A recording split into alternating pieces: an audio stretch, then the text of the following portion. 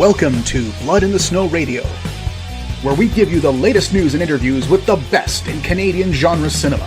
Here are your hosts, Robert Bellamy and Festival Director Kelly Michael Stewart. Welcome back to Bits Radio. I'm one of your hosts, Rob Bellamy. And I'm Kelly Michael Stewart. Yes, and we are sitting here with the filmmaker for Slate, which is an obsessed filmmaker student sentient clapboard turns his non-cliche horror project into a slasher-style nightmare. I don't have my glasses, so that's the best I got. So what I'll get you to do is introduce yourself. We know your project and your involvement. Sure, yeah. So, hello. I'm Xavier Wehrli. I'm the writer and director of Slate, which we shot, I guess it was a year ago now. But we finished wrapping on it just a couple months ago. So, post. In post, yeah, exactly, Yes. yeah. The fun of post. Where did this idea come from? Well, for me, the film is very much like a love letter to film school and all the troubles that come with it. So I was a second AC during my summer after the first year of film school. I was on a feature as a second AC, and I'm spending the whole day with the clapperboard. The slate just kind of, you get bored and you start, I don't know, using it as a puppet. Doing things. Yeah. And then, yeah, basically between scenes, I'd just on the back of the sides, I would just be writing this script about a slate eating the crew. I had a great time on that set. I wasn't like fantasizing about murdering everyone.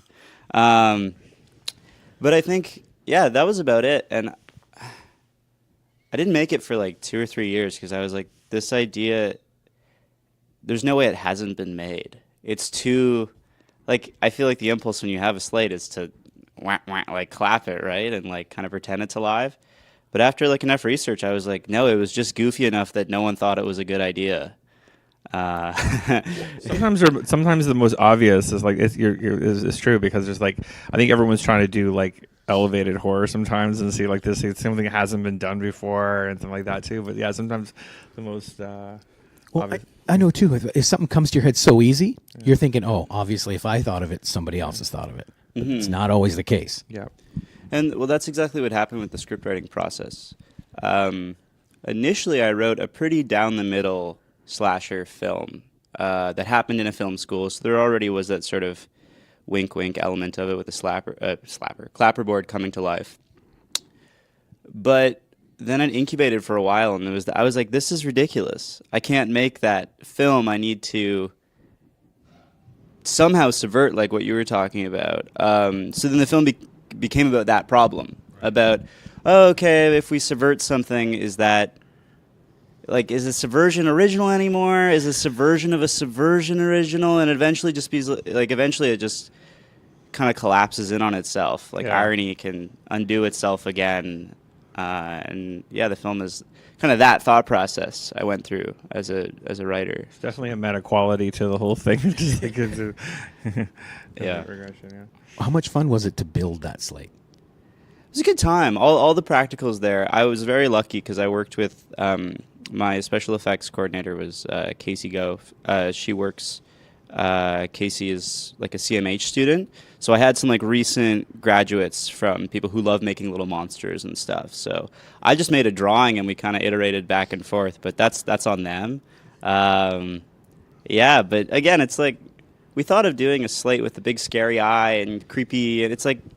No, googly eye. like this is goofy. This is goofy. A giant googly eye is what this slate needs. Well, you don't have to go for realism on this. I mean, there's obviously a tongue-in-cheek aspect to it, so you don't have to overthink it too. And much. What does a real killer slate look like?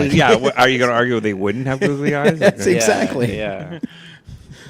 So how did you find the crew that worked on it with you? Like, was this friends or schoolmates? Yeah, it's just classmates. Yes. So the soundstage that we shot at was.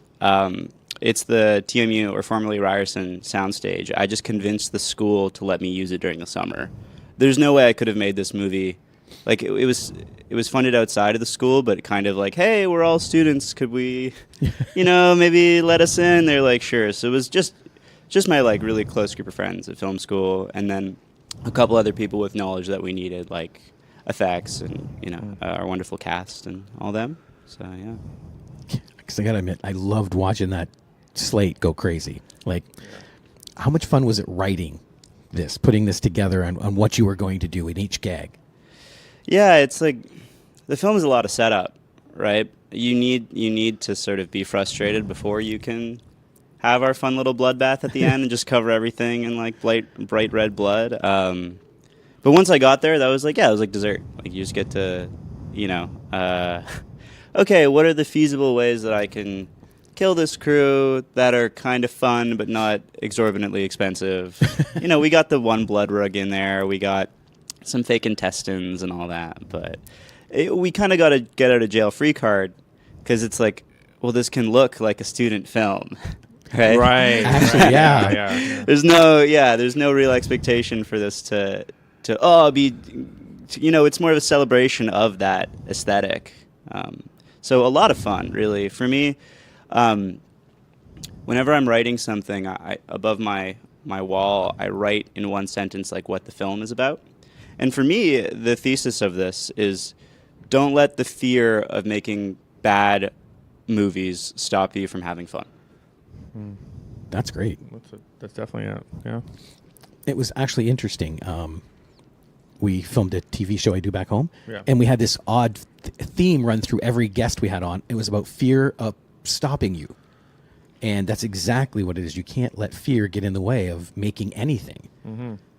Yeah, and that's the struggle that I think Peter and a lot of young filmmakers have, because it's meant very supportively when you're young and people go, oh, here comes Spielberg. Like it's like, no, I've made 2 short films. You know what I mean? Yeah. There's this great weight of expectation from people who like really just want the best for you, but it's like, I don't know what I'm capable of, and until I allow myself to play and have fun, it's good art, or the thing that you're proud of, I think, is never going to come from you like sitting down to make the perfect formula for how to make the best thing, right? There's an intuitive muscle that I myself struggle with a lot.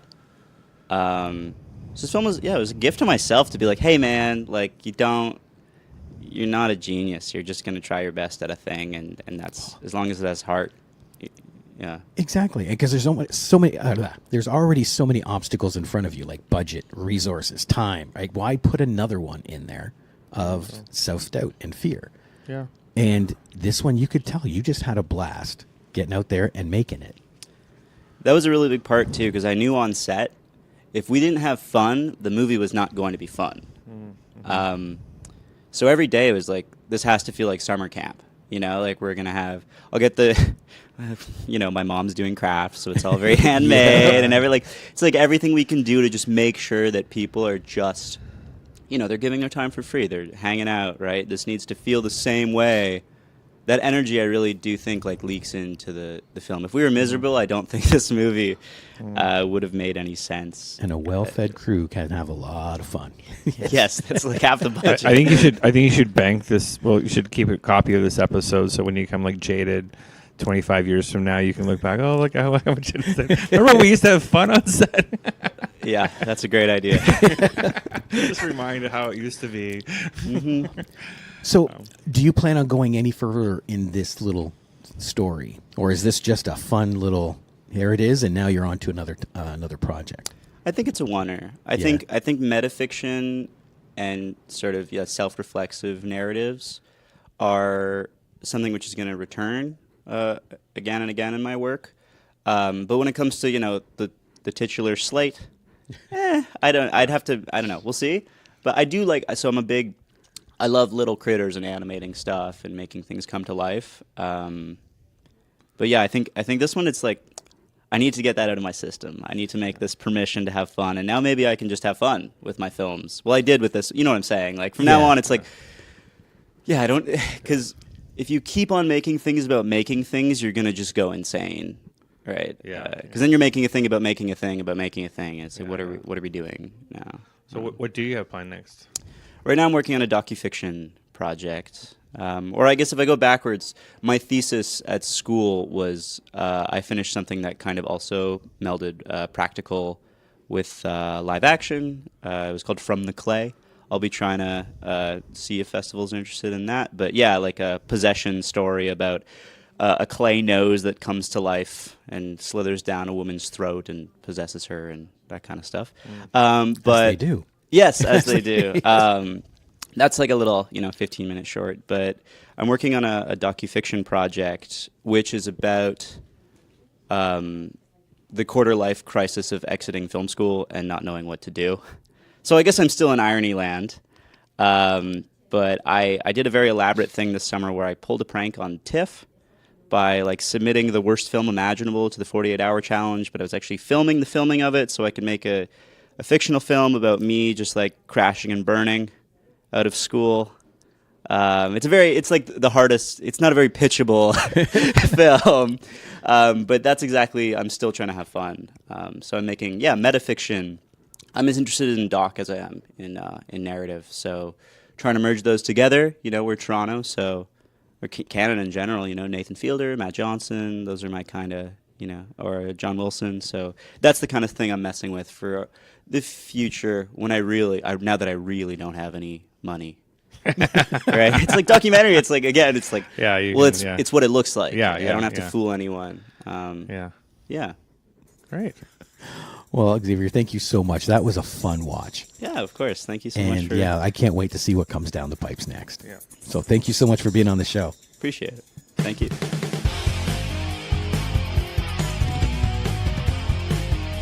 Join us next time for Blood in the Snow Radio. Bits Radio is a production of Three Evil Cats Productions in association with the Blood in the Snow Canadian Film Festival. For more information and to listen to other episodes, visit bloodinthesnow.ca and tweet us at BitsFilmFest. Music by Jen Gorman, produced and edited by Kelly Michael Stewart. I am